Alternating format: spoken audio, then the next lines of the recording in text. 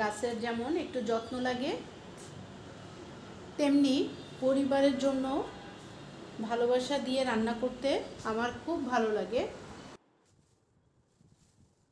শাশুড়ি মা গ্রামের গাছের নারকেল কোড়া পাঠিয়েছিলেন।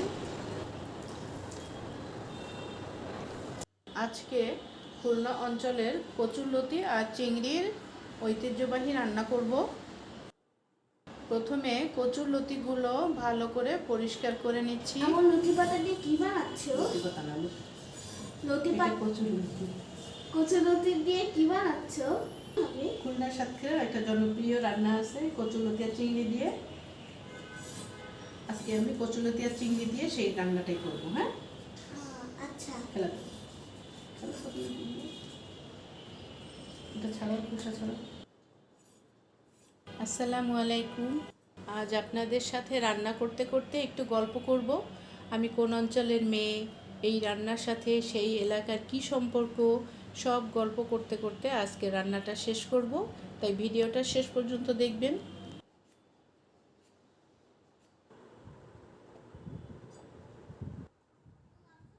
প্রথমে কচুর লতিগুলো ভালো করে কেটে ধুয়ে পরিষ্কার করে নিয়েছি।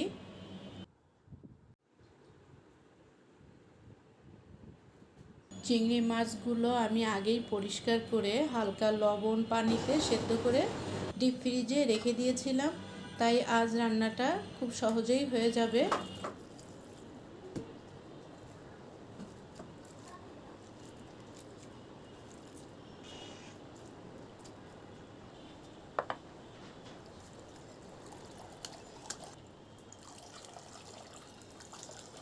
আমি সাতক্ষীরা খুলনা অঞ্চলের মেয়ে। আমাদের এলাকায় নদী, খাল আর মাছের ঘের অনেক, তাই টাটকা মাছ আর কচুরলতি খুব সহজেই পাওয়া যায়।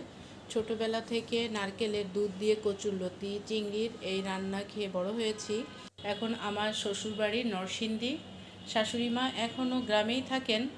গ্রামের গাছের টাটকা নারকেল কোড়া পাঠিয়েছিলেন, তাই ভাবলাম আজ আমার ছোটবেলার প্রিয় এই রান্নাটা করি।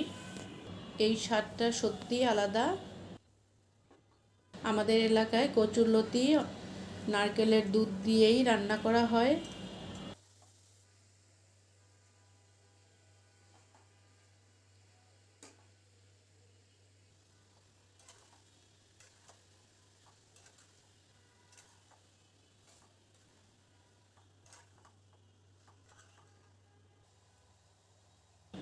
নারকেলের দুধ দেওয়ার পর রান্নার স্বাদ আর ঘ্রাণ দুটোই একেবারে অন্যরকম হয়ে যায়।